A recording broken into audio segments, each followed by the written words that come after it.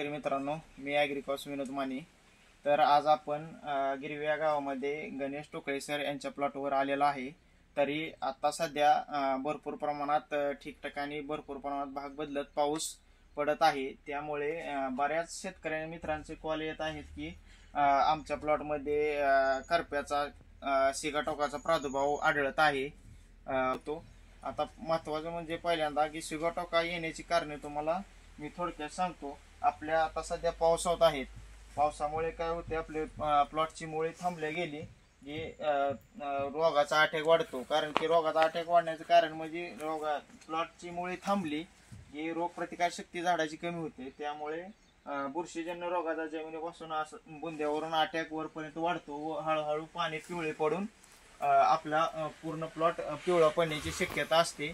तरी शेतकरी मित्रांनी ड्रिप मधून ब्ल्यू कॉपर स्टेप्टोसायक्लिन किंवा रोको स्टेप्टोसायक्लिन किंवा व्हॅडिलामायसिन सारखे ड्रिप मधून त्याच्यासोबतच ह्युमिक किंवा मायक्रोरायझा त्याच्यासोबत दिला पाहिजे, जेणेकरून आपली मुळी रिन्यू होते व आपला प्लॉट करप्यापासून वाचू शकतो। त्याचबरोबर आपला प्लॉटवर फवारणीचं शेड्यूल घ्यायचं म्हणलं तर पूर्ण जर प्लॉट आपल्याला धुवून घ्यायचा म्हणलं तर त्याच्यासोबत आपण स्कोर अर्ध्या मिलीनं, कवच 1 ग्रॅमनं व त्याच्यासोबत स्टेप्टोसायक्लिन बॅलरसाठी 4 पुड्या घेऊ शकतो। आणि पूर्ण आपण प्लॉट धुवून घेतला तर आपला सिगाटोकाचा अटॅक कंट्रोलमध्ये राहतो। आणि घडावर आपल्याला ग्लेजिंगसाठी किंवा आता सध्या पावसामुळे तांबेऱ्याचा अटॅक भरपूर प्रमाणात वाढत आहे। तरी त्यासाठी आपण घडावरती फवारणीमध्ये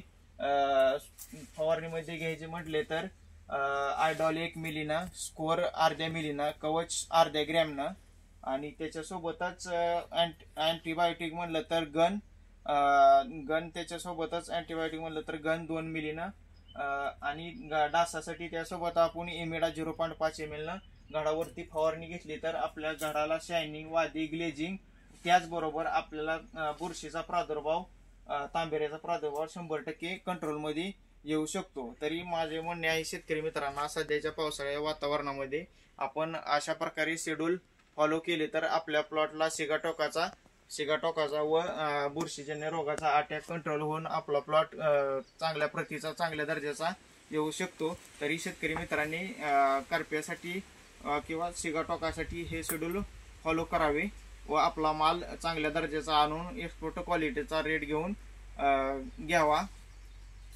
धन्यवाद।